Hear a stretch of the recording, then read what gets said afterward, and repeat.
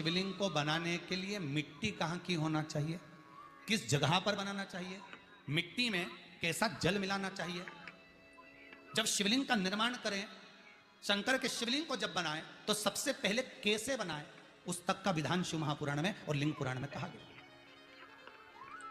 महाराज कहा क्यारे की मिट्टी हो, क्यारा मतलब समझिएगा जिस मिट्टी पर कोई गंदगी ना करी गई हो, ऐसी जगह का कोई भाग मिट्टी का लाया जाए जहां कोई गंदगी ना करे। शिव महापुराण की कथा कहती है। देखो पिछले वर्ष के लॉकडाउन से लेकर अभी तक की जो कथाएं आप लोग सुने हैं उसमें शिवलिंग मट्टी का किस तरह से बनाया जाए और कैसी मट्टी हो और उसमें पानी कैसा मिलाया जाए, कैसा शिवलिंग तैयार करा जाए, उसका विधान वर्णन नहीं कर पाए, परंतु आज कथा निकली है तो उसको सुन लो। क्यारे की मिट्टी, क्यारे की मिट्टी मतलब जिस मिट्टी पर कोई गंदगी ना करी गई हो ऐसी जगह की मिट्टी को लेकर जाए और मिट्टी को लाने के बाद थोड़ा पानी का सींचन कर दें, अर्थात घर में लाएं तो उससे पहले मिट्टी को पवित्र करें। अपने घर में गंगा जल रखा हो, यमुना जल रखा हो, सरयू जी का जल रखा हो, उससे मिट्टी का सींचन कर दें। मान लो अगर ये जल नहीं भी है तो जल के अंदर थोड़ा सा इत्र डालकर मिट्टी का सींचन करें।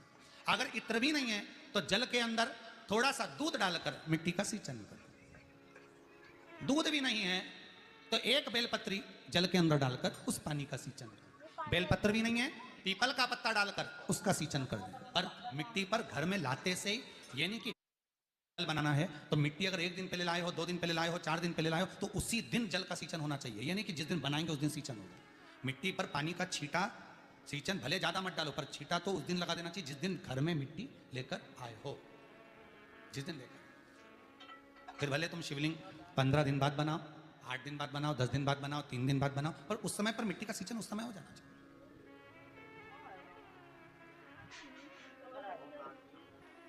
फिर कहा जिस दिन शिवलिंग का निर्माण करो उस दिन प्रातः में अगर आप शिवलिंग बना रहे हैं तो ब्रह्म मुहूर्त में मिट्टी को गला दो।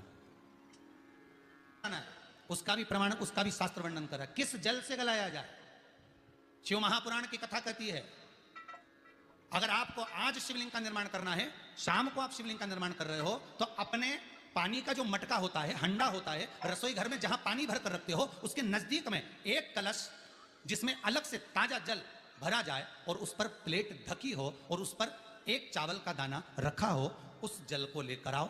थोड़ी देर रखा रहे, आधा घंटा, 2 घंटा, 3 घंटा, 15 मिनट, 20 मिनट, पर वो पानी वहां रखा होना चाहिए। रसोई घर में अन्नपूर्णा का निवास होता है, परिंदे के पास पितरों का निवास होता है, अन्नपूर्णा पित्र सब रसोई घर के भीतर विराजमान होते हैं। शास्त्र कहता है 33 कोटि देवता एक समय के लिए, एक क्षण के लिए हमारे रसोई घर में प्रवेश करते हैं। इसलिए रसोई घर को तुम पूरे घर को स्वच्छ रखो ना रखो, पूरे घर को तुम साफ रखो ना रखो, पर रसोई घर एकदम क्लीन होना चाहिए, साफ होना चाहिए, स्वच्छ होना चाहिए। तो आज के जमाने में तो खैर गया, पर पहले जब मट्टी के चूल्हे होते थे, जब चूल्हा बंद होता था तो उसको गीला कर कर गोबर को या पानी में उसको गीला कर कर, एक कपड़े को गीला कर कर पूरे चौके को, रसोई घर को पोंछा जाता था। मिट्टी का होता था वो, तो भी उसको पोता लगाते थे, पोंछते थे।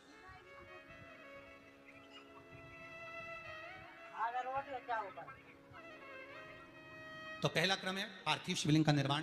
सावन के महीने में अगर आप शिवलिंग बनाते हैं, सोमवार को शिवलिंग बनाते हैं तो नियम ध्यान रखिएगा महाराज, लिंग पुराण से है ये, इसका नियम ध्यान रखिए। छींटा जरूर देना, घर में लेकर आए और जल का छींटा होना जरूरी है।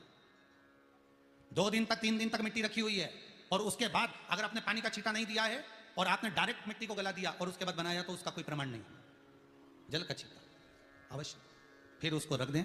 15 दिन बाद बनाओ, 4 दिन बाद बनाओ, 3 दिन बाद बनाओ, 2 दिन बाद बनाओ। शिवलिंग जब बनाओ तब उस मिट्टी को, जो कलश आपने रसोई घर में रखा है चावल का दाना रखकर प्लेट के ऊपर, अर्थात उस कलश का जल उस मिट्टी में थोड़ा सा डालिए। क्यों डाला जाता है उसका भी भाव वर्णन किया है। अब भविष्य पुराण, स्कंद पुराण और अग्नि पुराण, इन तीनों से ले लिया गया, वर्णन किया गया। जब उस कलश का जल हम डालते हैं तो उस कलश में पितरों का भाव आ जाता है, अन्नपूर्णा का भाव आ जाता है, घर में लक्ष्मी का भाव आ जाता है, संपदा का भाव आ जाता है। पूरे 24 घंटे के अंदर एक क्षण के लिए रसोई घर में 33 कोटि देवता आते हैं, तो वो देवता का सारा भाव उस कलश के अंदर आ जाता है। और वो जल जब हम उस मिट्टी में मिलाते हैं तो गंगा, यमुना, सरयू, सरस्वती, ये 33 कोटि देवता में, तो इन सब का आनंद उस जल में आ जाता है। और वो जल जब हम मिट्टी में मिलाते हैं तो मिट्टी पवित्र हो जाती है, स्वयं कैलाश अधिपति को स्वीकार करने के लायक हो जाती है, निर्मित करने के लायक हो जाती है।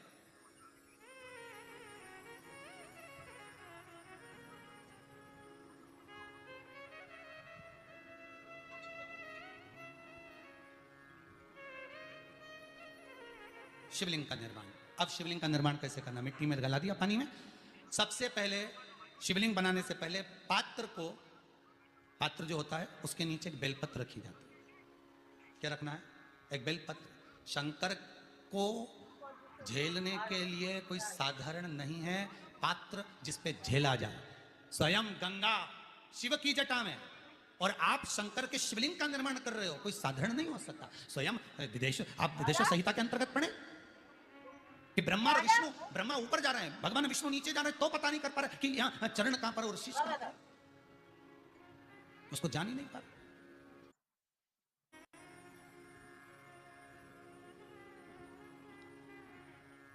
बस एक बेलपत्र,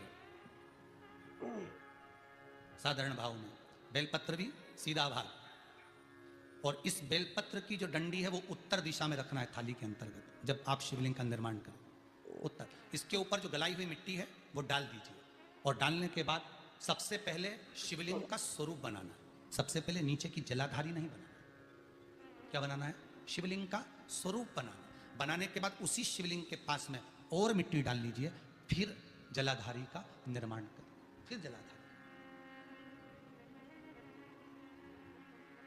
शिवलिंग जलाधारी निर्मित हो गई। शंकर जी का संपूर्ण परिवार शिवलिंग में रहता है, आपको पहले भी कहा।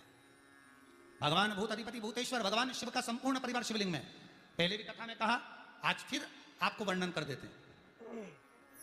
जैसे ये जलाधारी है गोल, ये चरण है, ये शिवलिंग है। ये जो गोल भाग है जहां पर भगवान शंकर का शिवलिंग रखा है, ये पार्वती जी का हस्त कमल है। जहां से पानी नीचे गिर रहा है, इसके राइट भाग में श्री गणेश जी का स्थान, लेफ्ट भाग में श्री कार्तिकेय जी का स्थान। बीच में जो एक मोटी सी लाइन होती है जलाधारी में, वो पार्वती जी के सुंदर पुत्री अशोक सुंदरी का स्थान। शंकर जी के ऊपर जो तिकोनी रखी रहती है, उसके ऊपर से जो जल बूंद बूंद नीचे गिरता है, ये जो पानी बूंद बूंद नीचे गिरता है, या आप कलश से जल चढ़ाते हो या आप श्रृंगी से जल चढ़ाते हो, तो ये जो पानी गिर रहा है, ये शंकर भगवान की 5 पुत्रियां, जया, विषहरा, शामरीबारी, दोतली और देव, ये शंकर जी की 5 बेटियां, 5 पुत्री। कार्तिकेय भी है, गणेश भी है, अशोक सुंदरी भी है, शंकर जी की 5 बेटियां भी हैं, शंकर भी है और पार्वती भी। अर्थात शिव जी के परिवार में आपको गणेश जी की पूजन अलग करने जाने की जरूरत नहीं पड़ेगी। शंकर के परिवार में पार्वती जी की पूजन अलग करने जाने की जरूरत नहीं पड़ेगी। कार्तिकेय की पूजन अलग जाकर करने की जरूरत नहीं है। शंकर का परिवार शंकर के शिवलिंग के साथ में उस जलाधारी में संपूर्ण परिवार शंकर का विराजमान है। संपूर्ण परिवार, कुछ भी नहीं, संपूर्ण और पूरा परिवार है महाराज। फिर वही बात आई, ध्यान दीजिएगा, जिस व्यक्ति को नींद ना आवे, रात्रि को सोते समय टेबलेट खाने की जरूरत नहीं, शंकर भगवान की 5 पुत्रियों का नाम लीजिए। जया, हाथ में जल लो, पलंग पर बैठो, जल हाथ में लिया, जया आचमन कर लो। विषहरा आचमन कर लो, शामलीबारी आचमन कर लो, दौतली आचमन कर लो और देव आचमन कर लो। ये शंकर की जो 5 पुत्रियां हैं, ये ऐसी पुत्रियां हैं जो निंद्रा देवी को लेकर आती हैं और हमें विश्राम का आनंद सुख प्रदान करती हैं, हमारे नयनों पर विराजमान रहती। हाँ, यदि विवाह नहीं हो रहा, शादी नहीं हो रही है, बहुत समय से लगन देख रहे हो, शादी नहीं हो रही, बहुत समय से परेशान हो गए कि विवाह नहीं हो रहा, हम तो टेंशन में पड़ गए, लड़की 28 साल 30 साल का लड़का हो गया, विवाह नहीं हो रहा, कुछ मत करो। अष्टमी तिथि आए तो अशोक सुंदरी वाली जो जगह है वहां पर हल्दी की 7 बिंदियां लगा दो, लड़का लड़की का हाथ उस बिंदी पर रखवा दो, उसका नाम गोत्र बोलो, उसी हल्दी में उसके हाथ पीले करवा दो और पीपल के पेड़ पर उस हाथ के 5 छापे पड़वा दो। 3 महीने में विवाह पक्का हो जाता है महाराज। उसका इतना, अशोक सुंदरी के उस हल्दी का इतना प्रमाण,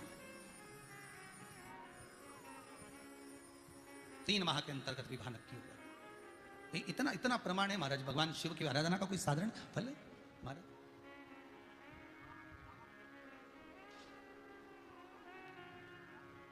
निर्मित करा शिवलिंग।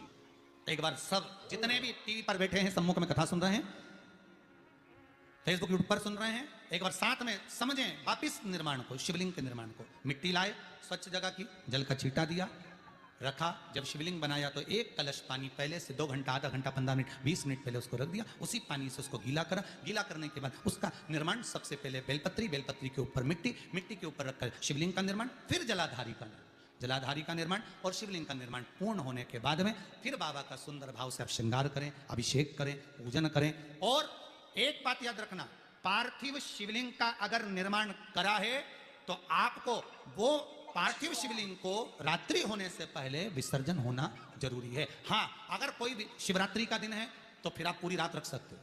हरतालिका तीज का दिन है, पूरी रात रख सकते हो। बड़ी तीज है, छोटी तीज है, आप शिवलिंग बनाए हो तो आप पूरी रात रख सकते हो। विशेष कोई उत्सव है, श्रावण का महीना है, पूरी रात रख सकते हो। पर बाकी के समय अगर आप शिवलिंग का निर्माण करें तो उसको सूर्यास्त होने के पहले आप उसको नदी में, जल में, जलाशय में विसर्जन करें।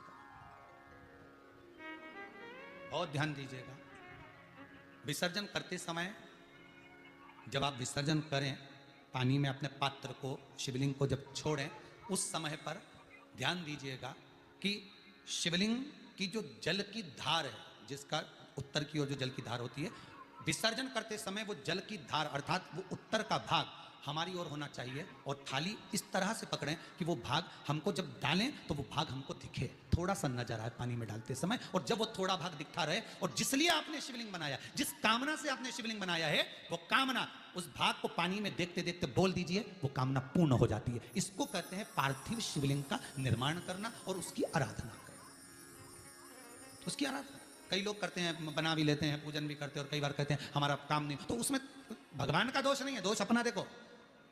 आप आए नहीं, सुबह हो गई, मेरी पूजा की थाली धरी की धरी रही।